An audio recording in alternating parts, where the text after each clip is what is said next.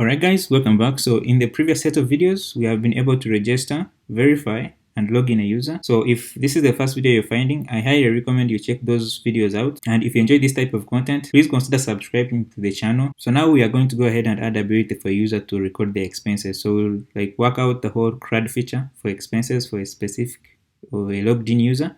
So for us to start, I'm going to come here. So we need to create an app to manage our expenses. So here, I'm gonna stop our server in a bit. Then Python manage.py, start app. So I'm gonna call this one expenses. Alright, so let me run back the server. So once we have that, now you can see that we have an expenses folder created. So we need to first register it. So I'm gonna bring this one in. Then I'm gonna change this one to expenses. Alright, so once we have that, now we need to define our expense model. So in the models.py, right here, I'm going to define a class. This is going to be expense. So it's going to inherit from models.model. So here now we can define our attributes for our model. So the first thing we are going to have will be the categories. So I'm going to have a constant here called category options. So category options will be a list. So this is going to contain the list of categories we support on the application. So now I'm actually going to use this syntax because I want to be able to add many. So I'm going to have, the one is going to be expenses for online services. So online services. And then let me bring this one in again. So I'm going to duplicate this. So the next one will be maybe travel. The next one, let's say travel here. The next one will be, let's say we are spending on food, can have like food in there. Let's say we spend on rent, can have like rent in there. Let's say we spend on, let me keep others for now, but of course we can add more here. For now, let's keep it simple like that. So now we have category options defined. So now to have a category, we're going to have a category attribute. So category, this one is going to be equal to models.field, and then we are going to provide choices. So the choices are going to be like these our own. So we can provide choices equals to category options. Or let me bring this one in like this. And then we can add, since it's a char field, we need to provide a max length. Gonna be 255. All right. So once we have this, now let's define the other ones. So the next one is gonna be the amount. So the amount is gonna be a decimal field because we are going to be working with money here. And the decimal field is actually most suitable for this. Some people would use the float field, but I would say decimal fields provides you like a lot of methods to manipulate the data, and you will mostly run into a lot of problems with like the floating decimal values when you're using float points. So decimal fields is one we'll be using here. So right now, decimal fields expects us to give its max digits. So you can say maybe your max digits will be 10 because our users might be that rich. So then we need to also provide the decimal places. So this provides consistency to like how Django will be formatting our money. So now we can have like 2. That should do. So we have the category. Now the next thing we're going to have is the description. So the user can add like an optional description. So this is going to be the text field, and we don't want to like enforce any validations, so it can be empty. So the next thing we're going to have is the owner. So the owner will be someone who owns this expense. So since if you think of it, our application is going to be having tons of users. So we are going to need a way of knowing who owns this expense so that we give them only what belongs to them. So this is going to be a foreign key. So it's going to be models.foreign key. And foreign key actually takes in quite different things. So one will be the 2. So 2 will reference to the model. So the model is going to be our user model. We'll import that one in. Then we define an on delete. So we want when the users are deleted, we don't want to keep their their records. So here we can do models.cascade. Yeah, so for the most part, if you want to do like a soft delete, which is keeping the record even when it's deleted, you can look at the custom queries API. So that will be able to show you how you can do soft deletes. So you define, when you do something like user.delete, those can mean two different things. All right, so let's import the user. So from not form, so from .models, yeah, so from authentication .models, import user. So once we import user, now this will be okay. So we need to also keep track of the date. So the date will be a date field. This one we want it to be required, so we can say null equals false, and say blank equals false, because the date should be a date. So once we have those are actually the ones we're going to keep for now.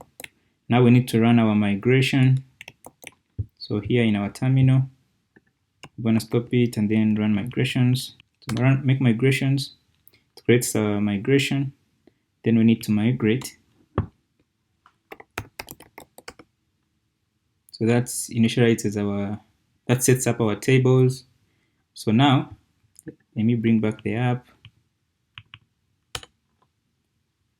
So now we need to set up our endpoint. So in the views.py, we are going to be using some generic classes that will enable us to scaffold out these endpoints really easily. So let's import generics. So from REST framework .generics import. So one, we are going to have an endpoint that will do a listing, which will be showing all my expenses and then creating new ones. So let's create, and we are going to have another one that will be able to view the detail, delete a record, update a record, and all that stuff. So this one is going to be called retrieve, update, destroy API view. All right, so here I'm going to set up a class. This is going to be called expense list. So this one will inherit from, let me actually make this one here. This one will inherit from list create. And now here, we need to set up quite a few things. So one will be the serializer class, of course, serializer underscore class. So we're going to call this one something like expense list serializer. So I'm going to call it expense serializer, not serializer. Expense serializer, fine. We need to import it. We haven't created it, but we will in a minute. So from serializers, not serializers, serializers. Import. It's gonna be called expense serializer. So actually, let's create it. So let's have a serializers.py file. And in here, we define a class, expenses serializer. So this is going to inherit from serializers model serializer. Okay, so let's import serializers up here. So from REST framework, import, you guessed it, serializer. Alright, so in here we need to define a class method, of course. Otherwise we're gonna hear a lot of yelling. So here, since it's a model serializer, we need to define which model it is. So model will be expense. So let's bring in expense. So from .models, import expense. So now down here, we need to define a fields. So here, if you look at what we have, we are going to need the date. We are going to need the ID. We are going to need the description. We are going to need the amount and the category. Okay. Okay, so for now, I want the date to be read-only. So I want the ID to be read-only. So here, actually this is fine. So I want the ID to be read-only, but I can as well remove it from here. Really, it doesn't matter. So once we have this one set up, let's take a look at our models again. So we are not missing anything. The user, no, we don't need it. All right, so this looks good to me. So now if we go back to our view, we need to define some few things. One of them we are going to need to override the function, the method that creates an instance of this, and then tell it which owner, in this case, which owner it will be. And for us, we want to set it to the current logged in user. So for us to do that, we are going to override a method called perform create. And now in here, we want to return serializer.save, and we want to save with the owner equals self.request.user. So this is where the user will be. Okay, so another thing we need to do is define a query set that this class can use to get our objects. So here we can do query set.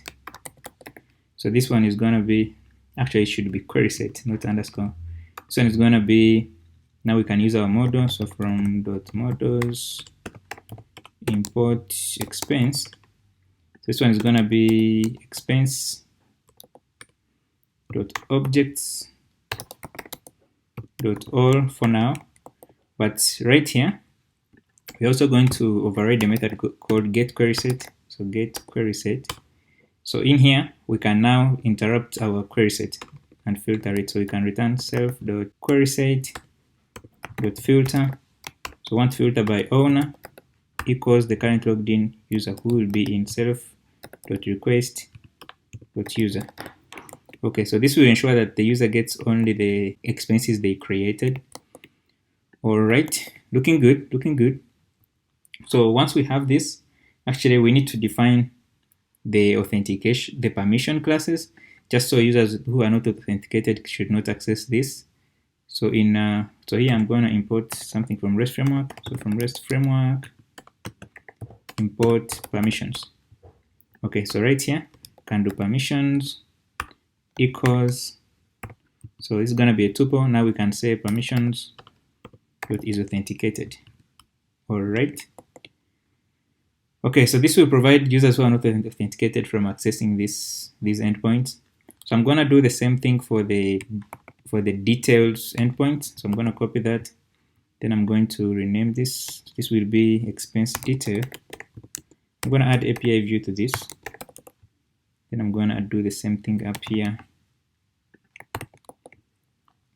Okay, so in the details, we basically need to do, what we need to do basically is define a lookup underscore field.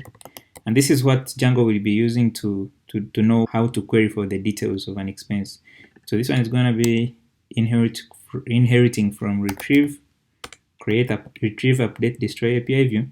So the lookup field is going to be the ID, because we know that our IDs will always be unique. Okay, so now notice how the permissions basically we want the user to be authenticated.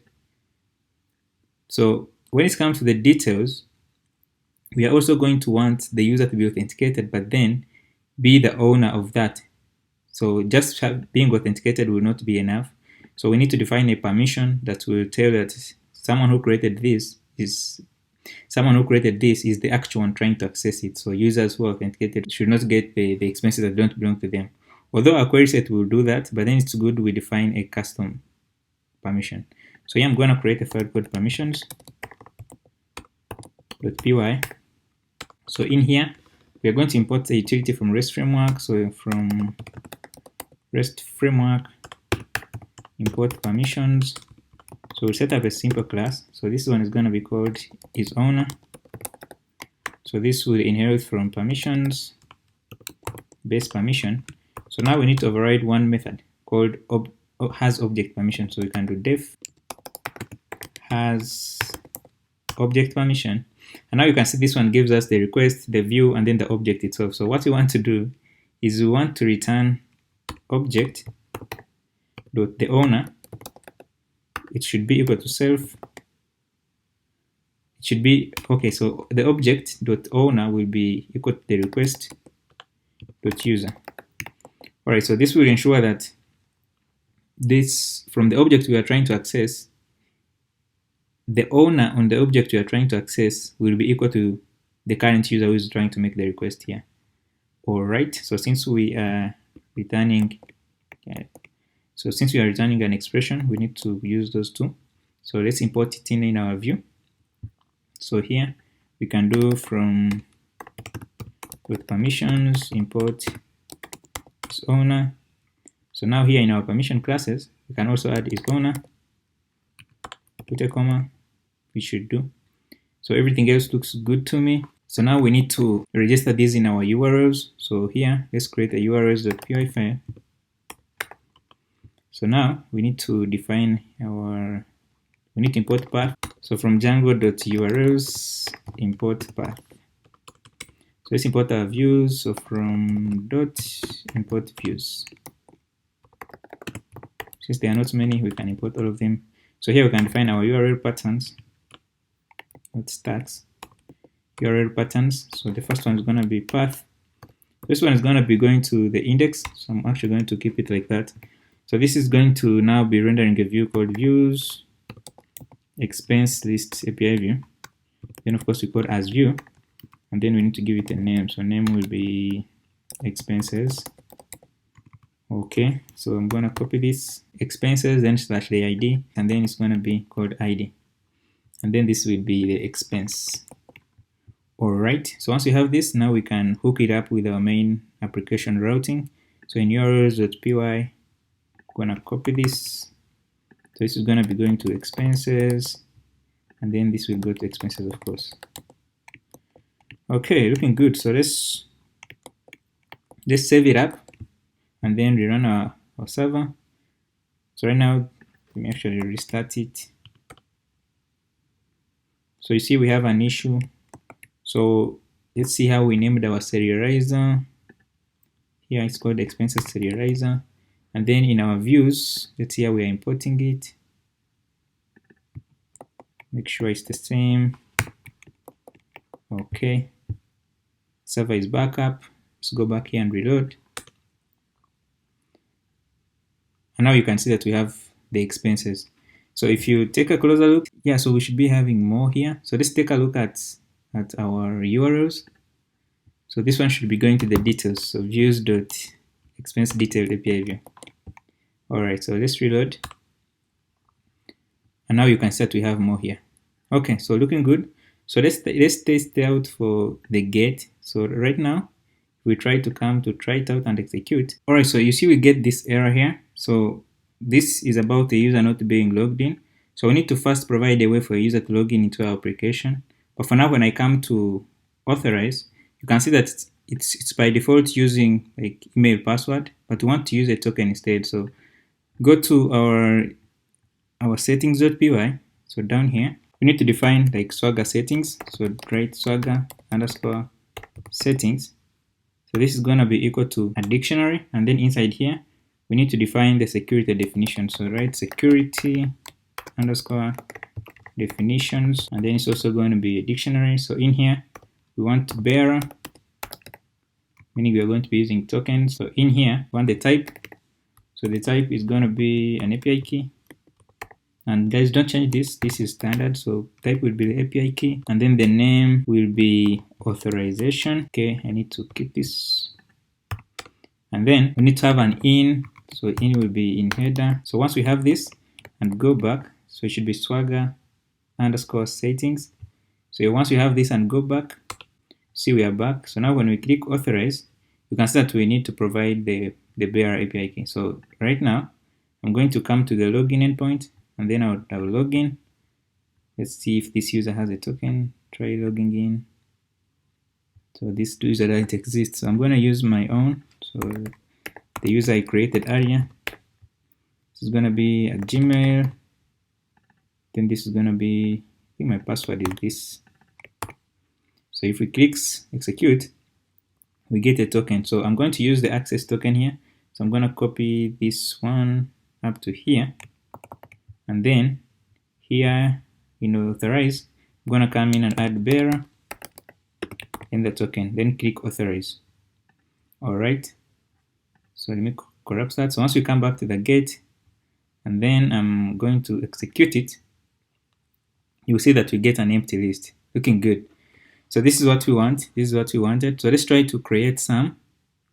So here, I'm going to come in here and then let's check for our validation. So if I try to execute, you see we get amount is not valid. So let's change it to something like that. Then let's execute it. See, we get the new created one. Let's do that several times. And then let's try to get all. So execute. See, we get a lot of them. So we'll later add pagination to this. But for now, if we go to like the detail, let's say we want to view the details, you can see that from the lookup field, it knows that we need to give it an ID. So let's say we give it like 1, click execute. See, we get only that. So if we want to like edit it, we can come in there and then notice how we need to we can be able to change all this. So let's say the amount now we want it to be like 100 or a million. Those are 4 zeros, 5, 6, a million with the one with the ID 1. So here we can put like 1. So if we take a look at our list, which should be here, let's see. So if we take a look at our list, the one with 1 mainly will be, I think, the one with 3,000. Actually, all of them have like 300,000. So now, if I edit this, where is it? So if I edit this and then execute, you'll see that it's created and then we have a new amount. So if we come back to get one, so expense says get one, and then execute it, you should see that the amount was changed and all that stuff. So meaning that all our endpoints are working, and you can see how simple it is to set these ones up using those API view classes that they provide us. So like for the delete, you can delete and then it's gone. You get a no content response. So everything is working fine. In the next one, I will be showing you how we can add pagination to this one. If you enjoyed the video, give it a thumbs up, consider subscribing to the channel, and I'll see you in the next one. Bye.